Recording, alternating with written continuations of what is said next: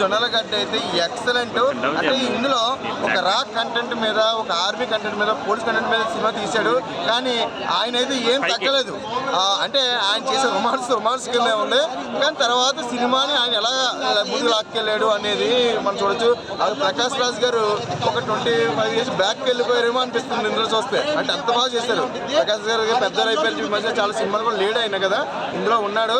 కానీ ప్రకాష్ రాజ్ గారి మీదే డైరెక్ట్ చేసుకున్నారేమో అనిపిస్తుంది. అంటే ఈ మధ్య కొంచెం రాజకీయాల్లో దూరటం కొంచెం చేయడం జరుగుతుంది కదా. ఇందులో కూడా ప్రకాష్ రాజ్ గారిని వెనకాల అంటూ ఉంటారు, వీడు పక్కోటి పప్పులు ఏళ్ళు పెట్టి వాసన చూసే రకం అంటే ప్రకాష్ రాజ్ గారికి డైలాగులు వస్తూ ఉంటాయి పక్కన. అంటే కొంచెం ఆయన కూడా అంటే అన్నింటిలో కొంచెం వెళ్తూ ఉంటాడు కాబట్టి అయింది.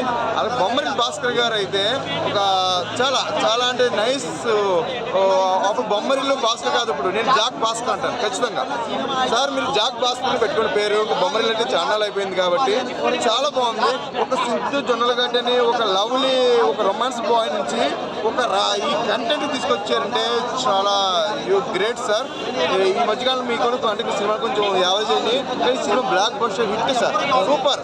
ఒక యూత్కి సరిపడా మెసేజ్, ఒక అమ్మాయిలకి ఏంటి అంటే అన్నీ కావాలి, అన్ని ఎలిమెంట్స్ ఉన్న సినిమా ఈ జాక్ అనమాట. సాంగ్స్ కూడా బాగున్నాయి. సినిమా అయితే సిద్ధు అన్న క్యారెక్టర్ బాగా నచ్చింది, బట్ స్టోరీ అయితే నచ్చలేదు. యాక్చువల్లీ సిద్ధు అన్న ఒక 100 crore బడ్జెట్ అలాంటి మూవీస్లో ఉన్నది. ఇలాంటి సినిమా చేయడం చాలా అసలు నచ్చలేదు.